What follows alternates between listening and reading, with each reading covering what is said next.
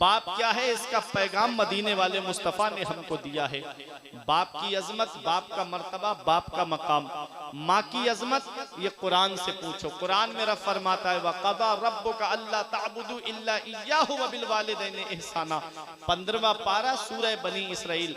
अल्लाह इरशाद फरमाता है हुक्म दिया तेरे रब ने कि अपने रब के सिवा किसी की बंदगी ना करो, व बिल वालिदैनि इहसाना, और अपने माँ बाप के साथ भलाई करो, अपने माँ बाप के साथ हुस्न सुलूक करो।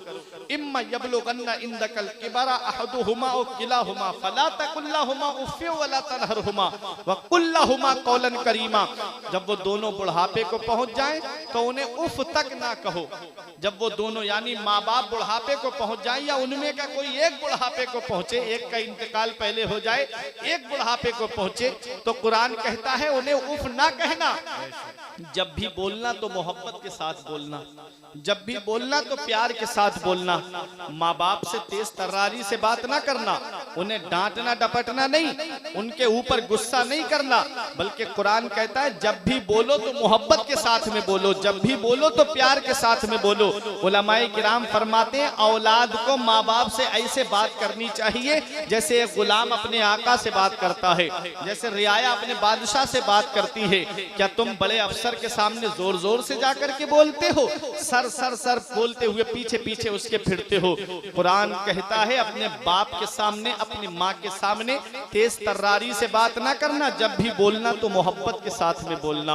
आगे कुरान में रब क्या फरमाता है वक़्फ़िद लहुमा ज़नाह ज़ुल्ल मिनर रहमा वक़ुर रब्बिरहमहुमा कमा रब्बयानी सगीरा। अल्लाह कुरान में फरमाता है अपने माँ बाप के लिए मेहरबानी का बाजू बिछाओ और ऐसे दुआ करो ए अल्लाह मेरे माँ बाप पे ऐसा रहम फरमा जैसा बचपन में उन्होंने मेरे ऊपर रहम किया। कभी तुमको जब माँ बाप का बुढ़ापा बोझ लगने लगे, कभी बाप की खांसी बुरी लगने लगे, कभी माँ का बोलना बुरा लगने लगे, तो अपने बचपन में चले जाया करो, अपने बचपन को याद कर लिया करो कि जब बचपन में तुम बार बार बोला करते थे ना तो बाप बुरा नहीं मानता था। जब बचपन में तुम बार बार जो है माँ को परेशान करते थे तो माँ बुरा नहीं मानती थी, बल्कि खुश होती थी कि मेरा बेटा बोला। तो बाप से एक रिवायत को लिखा है कि एक बेटे ने अपने बाप से पूछा अब्बा दीवार पे क्या बैठा है, तो बाप ने कहा कौआ। तो बाप खुश था कि मेरा बेटा बोला, मेरे बेटे ने कुछ जुबान से निकाला, तो बाप ने कहा बेटा कौआ। तो उसने कहा फिर पूछा अब्बा क्या बैठा है, कहा कौआ। तो फिर पूछा अब्बा क्या बैठा है, तो बाप हर बार पेशानी चूम के कहे मेरे लाल कौआ बैठा है। जब वही बाप बूढ़ा हुआ उसने जायजा लिया अपने बेटे का, बुलाया और पूछा कि बेटा ये दीवार पर क्या बैठा है, तो बेटे ने कहा अब्बा कौआ बैठा है। फिर पूछा बाप ने बेटा क्या बैठा है, कहा अब्बा कहा ना कौआ बैठा है। फिर पूछा बाप ने बेटा क्या बैठा है, कहा अब्बा क्या बात करते हो, कहा ना कौआ बैठा है। जब तीसरी बार चौथी बार फिर पूछा तो कहा अब्बा क्या दिमाग तुम्हारा हिल गया है, क्या बार बार पूछते रहते हो, कहा ना कौआ बैठा है।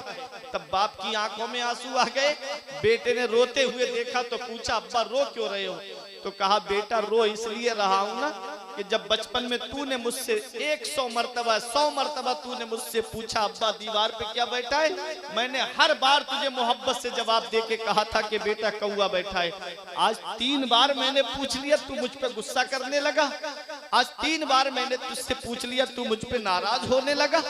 ये हाल है औलाद का। कभी तुमको माँ बाप की खांसी अच्छी ना लगे तो बचपन में चले जाया करो, आज उनकी तकलीफ तुम्हें बोझ देने लगे तो अपने बचपन को याद कर लिया करो कि जब बचपन में तुम बीमार पड़े थे तो कैसे ये माँ बाप तुमको डॉक्टरों के पास लेकर के गए थे। आज हम ये सारी कुर्बानियां भूल गए ना माँ बाप की, ये सारी कुर्बानियां हमने फरामोश कर दी अपने माँ बाप की। आज माँ बाप बुढ़ापे में पहुंचे, हमने कहा माँ बाप ने हमारे लिए किया क्या है। आज तुमको तो मोबाइल चलाने से फुर्सत नहीं मिलती, आज तुमको फिल्में देखने से फुर्सत नहीं मिलती, चौराहों पे बैठ करके गेम खेलने से फुर्सत नहीं मिलती। कभी बाप के हाथों को देख लिया करो, ये बाप के हाथों की लकीरें तुम्हें बताएंगी कि बाप ने तुम्हारे लिए किया क्या है। मैंने अपने अब्बा से पूछा अब्बा तुम्हारे हाथ की लकीरें कहाँ चली गई, मेरे हाथ की तो लकीरें नजर आ रही हैं, आपके हाथ की लकीरें कहाँ चली गई। तो एक ही ही जवाब दिया था, बेटा तुम्हारी तकदीर बनाते बनाते हमारे हाथ की लकीरें मिट गई, तुम्हारी किस्मत बनाते बनाते हमारे हाथ की लकीरें मिट गई। बाप क्या नहीं करता है अपनी औलाद के लिए, बाप कौन सी कुर्बानी से नहीं गुजरता है अपनी औलाद के लिए। आज इन बुजुर्गों से पूछो, इनकी सफेद दाढ़ियां तुम्हें ये पैगाम देंगी कि हमने औलाद के लिए क्या कुर्बानी दी है। इनकी लची हुई कमर तुम्हें ये पैगाम देगी कि इन्होंने औलाद के लिए कैसी कैसी परेशानियां उठाई हैं। अगर तुमको ये लगे कि बाप ने हमारे लिए किया क्या है, तो कभी बरेली शरीफ में रात के 3-4 बजे चले जाया करो। ये ऑटो रिक्शा लेकर के खड़ा होने वाला ये एक बाप ही तो है जो सोचता है थोड़े पैसे कमा लूंगा, मेरी औलाद के लिए काम आएंगे, मेरे बेटे की पढ़ाई में काम आएंगे, मेरे बेटे की तालीम में काम आएंगे, मेरे बेटे की एजुकेशन में काम आएंगे। ये फलों का ठेला लगा के रोड पे खड़ा होने वाला शिद्दत की गर्मी में पानी पीने के लिए उसके पास में बोतल नहीं, मस्जिद की टंकी से जाके पानी पी के आता है। पूछने वाला पूछे कि आप इतनी दूर क्यों पानी पीने जाते हो, बराबर में दुकान है, एक 20 रुपए की बोतल लेके पानी क्यों नहीं पी लेते। वो कहता है 20 रुपए बच जाएंगे, मेरे बच्चों की तालीम में काम आएंगे, मेरे बच्चों की पढ़ाई में काम आएंगे। ये रिक्शा चलाने वाला एक बाप ही तो है, ये ऑटो चलाने वाला एक बाप ही तो है। तुम तो घर में आराम से लेटे हो बिस्तर में, वो 3-3 मंजिल पे सर पे ईंटें लेके चढ़ रहा है। ये एक बाप ही तो है जो जानता है कि मुझे अपनी औलाद के लिए पैसे जमा करना है, जो जानता है मुझे अपनी औलाद की पढ़ाई के लिए पैसे जमा करना है। आज वही औलाद जवान हो गई, माँ बाप का बिस्तर घर से बाहर निकाल दिया। आज वही औलाद जवान हुई, माँ बाप को झोपड़ी में रहने पे मजबूर कर दिया। बाप को देखो अपनी मेहनत की कमाई से जब घर बनाता है तो अगर 3 बेटे हैं, तीनों को अलग अलग कमरे और रूम बना के देता है। आज वही औलाद जवान हुई, माँ बाप का बिस्तर घर से बाहर निकाल दिया, खुद एयर कंडीशन रूम में रहता है। माँ बाप है कि टीनों में रह के जिंदगी गुजार रहे हैं, माँ बाप है कि झोपड़ी में रह के अपनी जिंदगी गुजार रहे हैं। क्या इसी दिन के लिए माँ बाप ने औलाद को जवान किया था? क्या इसी दिन के लिए माँ बाप ने औलाद को पाला था? कौन सा मुंह लेके जाओगे महबूबे दावर के सामने, कौन सा चेहरा लेके जाओगे शाफे महशर के सामने? कयामत के दिन नबी ने तुमसे पूछ लिया कि माँ बाप की नेमत बुढ़ापे में मिली थी, बताओ उनके साथ क्या सुलूक करके आया है? क्या कहोगे उनका बिस्तर घर से बाहर करके आया हूँ? क्या कहोगे उन्हें टीनों में रहने पे मजबूर करके आया हूँ? मौलाना रूम फरमाते हैं, पहली मोहब्बत माँ बाप की है जो दुनिया में बदला मांगती है। अगर तुम अपने माँ बाप के साथ भलाई करोगे तो तुम्हारी औलाद तुम्हारे साथ भलाई करेगी। अगर तुमने अपने माँ बाप के साथ भलाई नहीं की तो बुढ़ापे में ये उम्मीद मत रखना कि तेरी औलाद तेरा सहारा बन जाएगी। इसलिए ऐसे माँ बाप के साए की ना कदरी ना कर, धूप काटेगी बहुत जब ये शजर गिर जाएगा। ऐ नौजवानों, आज माँ बाप के साए में जिंदगी सुकून से गुजारने वालों, कभी कभी देख लिया करो जब घूमने निकल जाते हो रात में, माँ को पूरी रात नींद नहीं आती, बेटा बाहर चला जाए हर रात फोन करके पूछना है कि मेरे लाल आज तुम्हारी तबीयत कैसी है, ऐ मेरे लाल अभी तक घर पे क्यों नहीं आए। बाप बिस्तर पे करवटे बदलता रहता है, मेरा बेटा अभी तक घर पे नहीं आया। वो बेटा क्या जाने जो आज अपने दोस्तों के साथ हजारों रुपये खर्च करके चला आता है। माँ बाप है कि एक एक पैसे की दवाई के लिए परेशान है, माँ बाप है कि एक एक पैसे के लिए, एक एक रुपये के लिए घर में परेशान बैठे हैं। बेटा है कि होटलों में खाना खाएगा तो वेटरों को 100-100 रुपए की टिप दे के चला आएगा। ये हाल हो गया आज मेरे नौजवानों का। इतना याद रखना प्यारे मुसलमानों, इस दुनिया में हमेशा रहना नहीं है, ये दुनिया चंद दिन की है।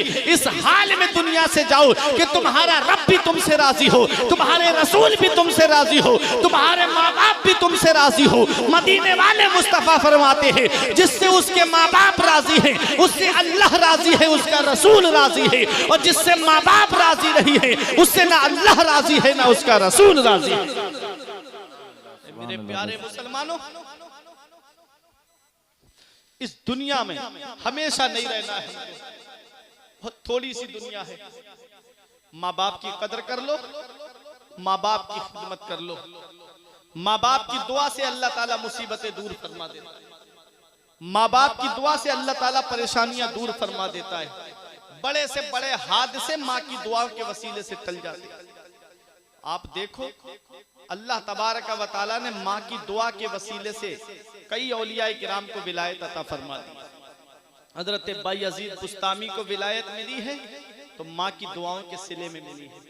शाहजी मोहम्मद शेर मियाँ जो आज पूरी दुनिया में उनका नाम है, पूरी जिंदगी माँ की खिदमत करते रहे। अल्लाह ताला ने वो मकाम अता फरमाया कि आज कुतुब पीलीभीत के नाम से मशहूर है।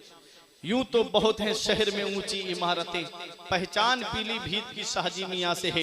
ऐ मेरे प्यारे मुसलमानों, ये दुनिया हमेशा रहने की जगह नहीं है। अपने माँ बाप की खिदमत कर लो, अपने माँ बाप का मर्तबा जान लो, अपने माँ बाप की अजमत जान लो, क्योंकि माँ बाप अल्लाह की वो अजीम नेमत है। एक बात सुनो, मैं आप तवज्जो मेरी तरफ दीजिएगा, मैं बहुत अहम बात बता रहा हूँ। आपने ये पेड़ देखा है ना, ये जो पेड़ सरताज मियाँ के मजार के सामने है, जब शिद्दत की गर्मी पड़ती होगी, जब गरम गरम लू के थपेड़े जब होंठ को खुश्क कर दे रहे होंगे, तो आप इसके नीचे कुर्सी डाल के बैठ जाते होंगे, कितना आराम मिलता होगा, कितना सुकून मिलता होगा। लोग चारपाई डाल के बैठते होंगे, कितना आराम मिलता होगा। बुजुर्गों ने कहा है कि बाप आंगन में लगे हुए पेड़ की तरह है, बाप आंगन में लगे हुए पेड़ की तरह है। जब शिद्दत की गर्मी, जब लू के थपेड़े इंसान को परेशान कर देते हैं, तब ये बाप का साया है जो अपनी औलाद को छांव देता है। ये बाप है जो अपनी औलाद को आराम पहुंचाता है। ये बाप है जो अपनी औलाद को सुकून पहुंचाता है। बाप आंगन में लगे हुए पेड़ की तरह है। जिस दिन ये शजर गिर जाएगा, जिस दिन ये पेड़ गिर जाएगा, उस दिन पता चलेगा कि तुम कितनी बड़ी नेमत से महरूम हो गए, कितनी बड़ी नेमत से महरूम हो गए। इसलिए माँ बाप अल्लाह की बहुत बड़ी नेमत है। इसका पता तब चलता है जब ये साए हमारे सर से उड़ जाते हैं। जब ये साए हमारे सर से उड़ जाते हैं, फिर चराग लेके भी ढूंढोगे तो माँ बाप जैसा प्यार करने वाली शख्सियतें नहीं मिलेंगी। फिर चराग लेके भी ढूंढोगे तो माँ बाप जैसी मोहब्बत करने वाली शख्सियतें नहीं मिलेगी। हर चीज में आज आपको मिलावट मिलेगी, हर चीज में मिलावट है। दूध में मिलावट है, तेल में मिलावट है, चीनी में मिलावट है। ये मिलावटी दौर से हम गुजर रहे हैं, लेकिन पहली मोहब्बत माँ बाप की है जिसमें कोई मिलावट नहीं होती। माँ बाप की मोहब्बत में कोई मिलावट नहीं होती है। ऐ मेरे प्यारे मुसलमानों, इसी को शायर ने कहा था, ऐ जिया माँ बाप